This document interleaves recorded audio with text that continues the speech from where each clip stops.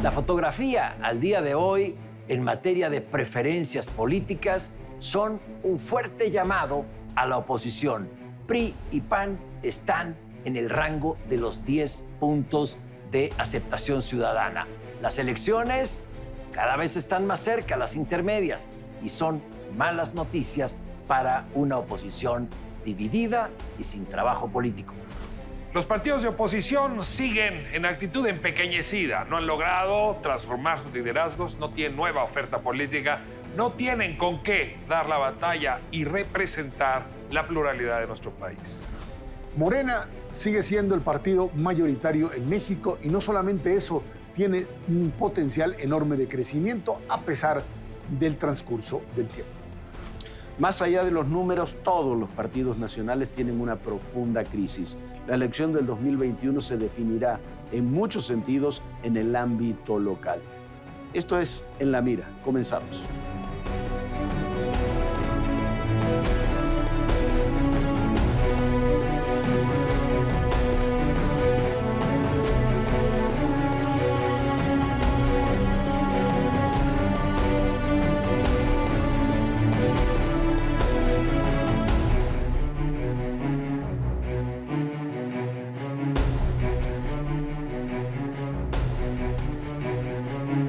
Bueno, pues hemos visto números al comienzo de esta semana en distintas encuestas, una particularmente en que nos dice que la oposición está en la calle en este momento.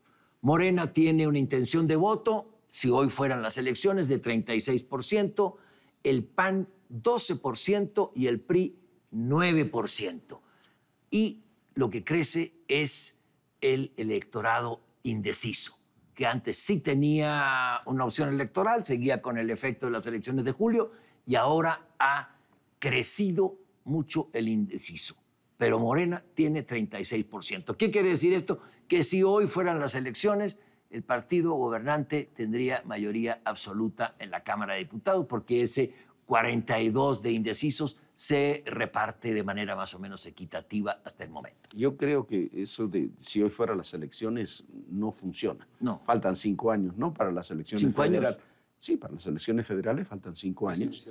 Presidenciales, por eso, faltan 5 años. Pero, tienen las intermedias, claro, pero las intermedias son sin un candidato presidencial. Funcionan siempre. Las elecciones intermedias, que fue el año 2015, ganó ampliamente el PAN. Yo creo que lo que está ocurriendo, el punto es, por una parte, ni el PRI ni el PAN terminan de tener una dirigencia siquiera presentable, funcional, y por otra parte aumenta ese número de indecisos, que quiere decir que están buscando una opción. Y hay que recordar que la elección del 21 se va a definir en muy buena medida en los estados, y cuando uno extrapola esos números a los estados, se encuentra con números diferentes, más definidos, porque ahí sí ya hay nombres de candidatos o precandidatos que se comienzan a presentar en los distintos comicios. Lo cierto es que el partido Morena funciona básicamente a partir de la figura presidencial. Y yo creo que en el 2021, pues finalmente lo hará de la misma manera. Independientemente de que no figure el nombre del presidente en la boleta, la referencia inmediata es que se le encuentra ligado al presidente de la República, mientras que lo que hoy le sucede a la oposición es que no encuentra, no hay una interlocución entre la oposición, ya sea panista y priista, con la propia ciudadanía. Han aparecido nuevos partidos que están por encontrar o por conseguir el registro, que veremos hasta dónde tienen la posibilidad de conectar, pero por lo pronto lo que vamos a tener que analizar el próximo año es hasta dónde la oposición, los distintos partidos logran encontrar pues agendas comunes. Por un lado, buscar un electorado de izquierda, de centro izquierda, contra el cual va a competir el propio Morena con ellos, y por otro lado los sectores más conservadores que estarían tratando frente a Acción Nacional y otros más de buscar algún tipo de denominador común. Yo sí consideraría que estos datos, los de la encuesta del Financiero, antes el Universal, antes Roy Campos, sí muestran que son dos cosas Morena y el presidente Andrés Manuel López Obrador. A ver, el año pasado el candidato López Obrador llega con una coalición pluriclasista, es decir, incluye a la clase media como no había logrado hacerlo en 2006 y en 2012. Luego, plurirregional, ¿no? En 2006 y 2012 no había logrado introducir en esa coalición desde Querétaro hacia arriba. En el 2018 llega con ella. Y luego plurietaria, de distintas edades. Incluso, sobre todo, los más jóvenes se vuelcan. Y eso le da un resultado holgado. ¿Qué es lo que estamos viendo hoy con Morena? Que Morena no es pluriclasista. Es decir, a sectores medios, burguesía, alta burguesía, Morena no les atrae, sobre todo después de una conducción que no ha sido aseada para la elección de su dirigencia. Por el otro lado, no es pluriregional, es decir, logró avanzar bien el año pasado, pero si uno revisa cómo está la presencia de Morena, el implante de Morena de Querétaro hacia el norte, no es la misma fuerza que sí tiene en Chiapas, en Guerrero, en Oaxaca. Y si Morena no logra en esta sucesión de su dirigencia, en su institucionalización, imitar ese pluriclasismo, esa pluriregión, esa pluriedad, no va a haber forma en que Morena alcance y le sirva al presidente López Obrador como él supone debería servirle para el 2021. Sí, yo no desdeñaría los datos de esta encuesta en donde, aún no existiendo candidatos, pues tenemos a una Morena que tiene 36 puntos comparado con el 50 y tantos que obtuvo en la elección presidencial. Por las razones que se digan, tenían ahí de candidato a Andrés Manuel López Obrador, un imán para captar votos, y existía un gran enojo en contra del gobierno. Ahora gobierna Morena. Entonces, me parece natural su declive, aunque es muy poco. Son 36% de voto de gente que dice, yo sí votaría por Morena. Toma un porcentaje de indecisos y tendrá la mayoría absoluta. ¿Por qué? Porque tanto PAN como PRI me parece que no han jugado un papel de partidos opositores. Están, en muchos sentidos, equivocando la mira en la estrategia. Se han centrado en la crítica al presidente López Obrador. Creo que están peleando contra alguien con el que no deberían cargar los acentos, salvo la discusión de las políticas públicas en el Congreso, etcétera. Pero su adversario se llama Morena. Ahora, Pablo, te miro mirar hacia arriba cuando hablas de las oposiciones, pero aceptemos que no están mirando hacia arriba, están mirando hacia abajo. Es decir, están envueltos en una suerte de pantano. El suelo es pegajoso para las oposiciones. No han podido siquiera resolver las rivalidades internas. Se están desgarrando. Piénsalo en el PAN. No es claro el liderazgo, no es clara la orientación. Literalmente cada dirigente, cada senador, cada diputado, cada gobernador está viendo cómo libra su propia carrera. Y en el caso del PRI, mi impresión es que se volvió un tapete tricolor que lleva a Palacio Nacional.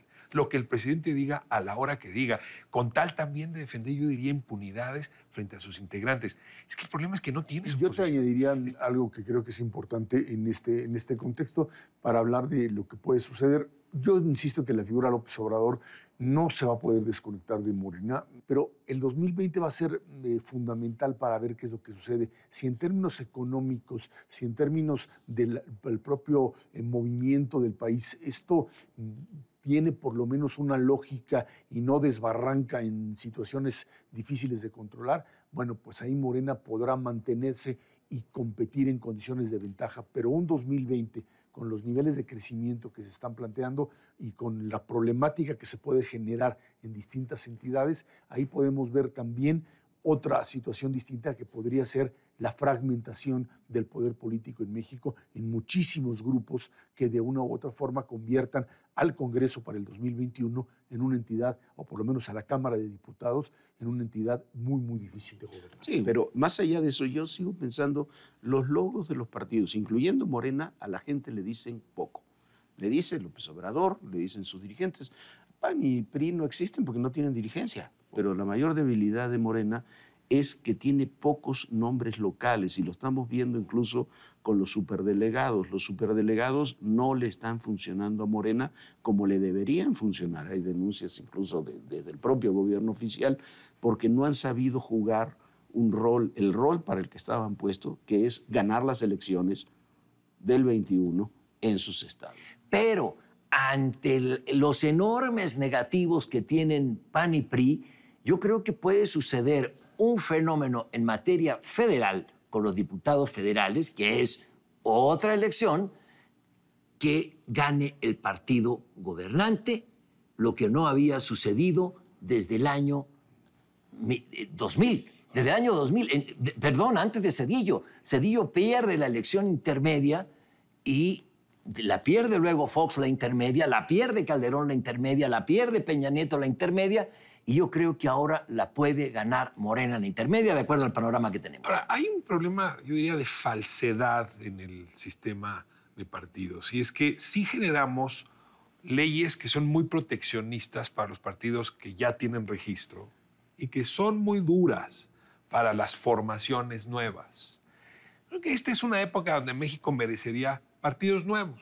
Yo no veo al PRI y al PAN con ganas de renovarse, a lo mejor lo logran, pero en un sistema más laxo, pues tendríamos nuevas formaciones, nuevos rostros. Pero es tan complicado hacer un partido, pues que prácticamente solamente redes progresistas, es decir, el partido del Bester Gordillo, ¿no?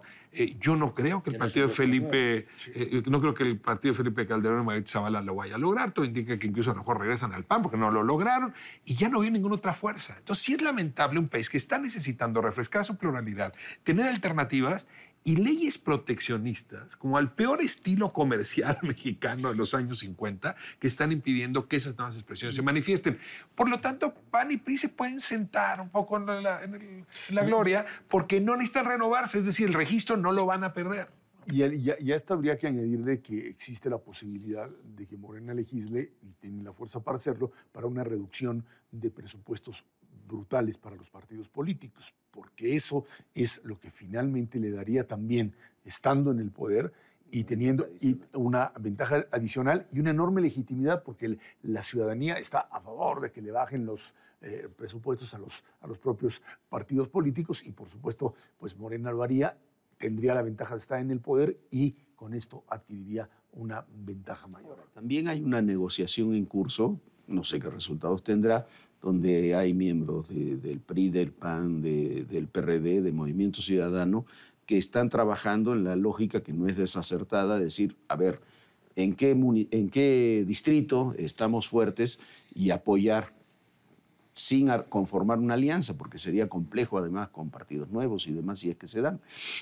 Conformar una alianza de apoyar al candidato que esté fuerte y hacer una negociación distrito por distrito. Hay que ver primero si funciona, hay que ver si las dirigencias completamente están de acuerdo en eso. Creo que están más de acuerdo en eso los gobernadores de esos partidos que las dirigencias de los partidos. Habrá que ver cómo fructifica. Sí. ¿No? Y de acuerdo con el escenario que tenemos hoy, el partido gobernante va a refrendar su mayoría absoluta en la Cámara de Diputados.